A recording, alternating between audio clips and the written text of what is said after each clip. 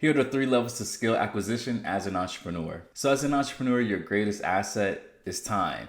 Because with time, you can duplicate so many other things, such as money, such as employees, right? A lot of different things, right? Even systems that you're going to create.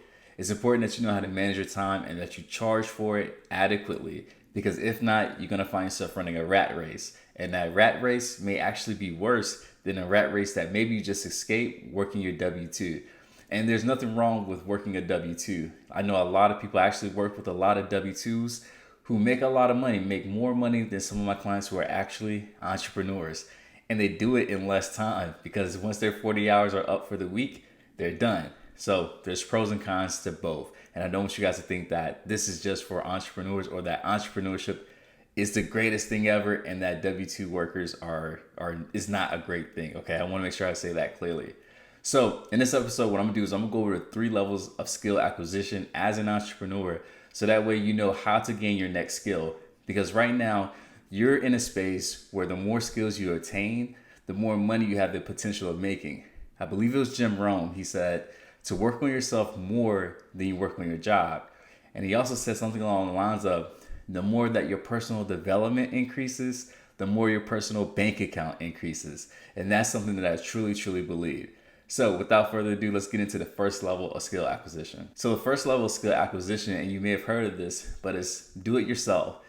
This is something where a lot of people do when they're trying to save money, essentially, right? They may not value as much time as they do the money. So they're like, you know what? I'll fork over the time so that I can save my money. And this is something that I did early on in my entrepreneurship career. What I did was I got a lot of books, went to a lot of conferences, and instead of joining high ticket programs or hiring people to do jobs for me, I decided, you know what, let me do it myself and then take the money that I made from that and then essentially upgrade the level that I was acquiring skills. Okay. So at this level, you're reading books, you're taking courses, you're going to conferences, right? Like these are the things that you're doing. And the pros, as I mentioned, is that you get to save money. It's going to cost you time, but that time you can get back in the future if you're going to invest the money that you've made. Now, here's the pros to, or the cons to this, if you will. So the cons, as you can imagine, that it takes a lot of time, right? It takes a lot of time, which is again something I said is very valuable as an entrepreneur. But here's something else that is a con. If you do not have a work ethic, if you do not have strong discipline, you may find yourself starting something new but not finishing it. And that's something that people who are choosing to do it yourself struggle with. You know, I work with a lot of entrepreneurs, and as you know, I go to a lot of these events, these conferences, and there's a common theme that they talk about that I want to share with you. And that common theme is that the current plan that you're on, right, the do it yourself plan, if you're not careful, that plan would take you 100 years to complete. And if you're already, let's say, 20 or 30, right, and there hasn't been anything created by Elon Musk or Jeff Bezos, there's a good chance you may not see some of your dreams come to fruition. And this is something that I also see, unfortunately, with a few of my clients, right? I have clients sometimes who will believe that they can just do things themselves and not hire someone after I've given them advice. And who knows, I may be the person that they're hiring. So that's a great start. But I've seen clients in the past who have said things like, hey, it just costs too much, right? I'm gonna try to figure it out myself. Because sometimes they may not be able to afford my fees, right? Especially if they're paying out of pocket. And in my mind, I always think to myself, well, how much is your mental health worth? How much is your personal development worth? How much is your personal relationships, your career, your marriage, like whatever it is, like how much is that worth to you? Because what I've seen to be true is that people will spend a lot of money on things like vacations and leisure activities and things that make them feel good. But when it comes to making that same investment for themselves, right, for their own mindset, their own mental health, their own business, their own dreams, that is where they fall short. And they start to alligator arm it, if you will, when it comes to paying for these things. So that's always a question I love to ask people when they're giving me the objections, such as, this costs too much, right? And I'm like, well, how much is your mental health worth? What's the most valuable thing that you have? What's the most valuable part of your body, right? To this day, I've never heard of someone doing a brain transplant, right? I may be wrong, but I've never heard of someone doing a brain transplant. We've even heard of heart transplants, right? So you can get a new heart, but can you get a new mind, right? No, right? Not in the physical sense, but definitely in the metaphor sense, right? And that's what I'm offering these people. Because if you are able to attack these goals, these problems, these tasks with a new and improved mindset, there's a good chance you're going to have different outcomes. And again, all of this is something that you have to be wary about when you're choosing the do-it-yourself route, if you will. Now, the second level to skill acquisition is do it with you, right? Do it with you, not do it yourself, but do it with you. And this is something that I absolutely love. And the reason why is because when I find that I have a framework that I'm following and a coach or someone that I can ask questions, I have enough within myself, enough discipline within myself to follow the steps and learn the steps to where I could possibly get to a point where now I don't even need their coaching because I have the skills and I've acquired it. But the beautiful thing about acquiring a skill, especially acquiring it quickly, is that now you can turn around and you can teach that skill to other people who do not know this skill. Or you could take the skill and absolutely dominate the people who are still trying to learn the skill. I'll give you an example. So with AI and all these new things that are coming out, if you took time to hire a coach to teach you which AI systems you actually need to optimize your YouTube channel, there's a high probability that you're going to crush and outperform other people who are not using AI because they're too afraid of it or they're trying to learn it on their own, right? And that's just an example. I'll give you another one. Let's take something like real estate. By having a coach and someone to teach you a new real estate plan, new real estate method, right? Or maybe they teach you a new way to find funding to actually get into the real estate. By doing that, you can outpace everybody else who is still learning how to get into the real estate game. And if you know anything about real estate, time is of the essence. And we know that to be true, especially with all the inflation that happened with COVID. So think about this, right? Think about this. I love these examples. So let's say you started thinking about real estate in 2016, but you've been trying to do it yourself, reading the books, going to the conferences, finding everything that you can on Google, but you never hired someone to help you. And as a result, you procrastinated and you started to wait years and years and years before you actually got into the game. And then bam, COVID happens. And when COVID happened, as we know, all the prices went up, inflation went up, and that house that may have cost $200,000 or $300,000 is worth $500,000 or $600,000. And now you're out of market, right? You find that your funds, your budget doesn't fit the current market that you're in. But the people who did spend that money to hire a coach, they were probably able to capitalize on that market in 2019 or 2018 or at the very beginning of 2020. So January, February, right before COVID hit. And now they're reaping the rewards of it. So as I'm saying this, I want you guys to know that do it yourself is fine, especially if you're starting out. But when you can do it with someone who has a guided plan, right? A system, someone that you can call and ask questions with, they can supercharge that whole transition for you, that skill acquisition for you. So now you're able to go out there and execute and dominate everybody else that's in your field. Now, the pros to this I've already mentioned is that you get that speed, right? You get that guidance.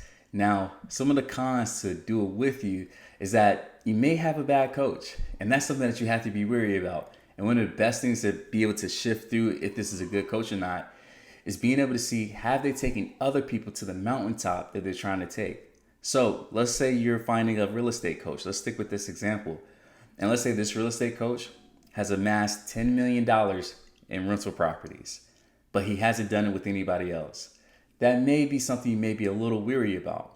Now, $10 million is no sneeze. So depending on the investment, right, in terms of time and money, and even the guarantee that he's offering, maybe you still take him up on that offer. But if he's made it to 10 million and then he has 100 other students who's made it to 10 million, then maybe that is something that you should think about joining. So make sure you want to shift out and see who else has been to the mountaintop other than just him. And the last level of skill acquisition is to do it for you. Now, the do it for you method is not for everything and it's not for everyone.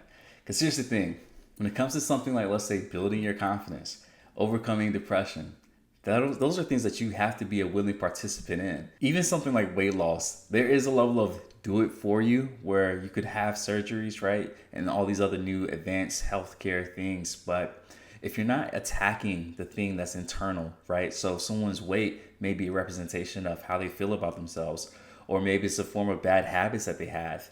If you do it for you, right? If you have someone just give you surgeries or whatever it is, and you don't attack the internal thing, right? There's a good chance that those problems may show up again, or it may show up in other areas. So to do it for you does have pros, but also has cons. And let's stick to the pros just for now and I get to the cons. So a biggest pro to the do it for you is that you get your time back. And by getting your time back, you can create other do it for you methods to where you're financially free. You're free of your time. You're able to duplicate systems. You're able to create multiple versions of yourself, almost like cloning, if you will, right? So if I were to go and train a bunch of other therapists how to grab other new clients and then provide them therapy, I could have them give me a percentage of that, right? So do it for you. They're doing the therapy for me, right? Even in my real estate journey, if you will, I've elected to actually have the do it for you method where I've actually hired people to go out, find a property, invest in it for me, and then give me the returns. And this has freed me from any anxiety that I may have had of going out there, finding the deals and trying to see like, does the numbers work, right?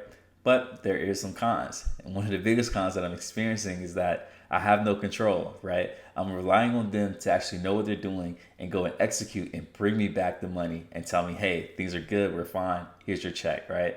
And here's another thing. This is by far the highest level of investment. So the percentage that I'm gonna get back from this deal is on a 70-30 split, right? So they get 30% of the profit and I only get 70% versus the whole 100 if I were to do it myself. But this has allowed me to focus on my business, right? So now I'm able to get money in other ways. So there are pros to it, right? It's the biggest pro, and it's where a lot of entrepreneurs want to get to. It's the mountaintop of all entrepreneurship, right? Just have someone do it for you. But again, there are just certain things that people just can't do it for you.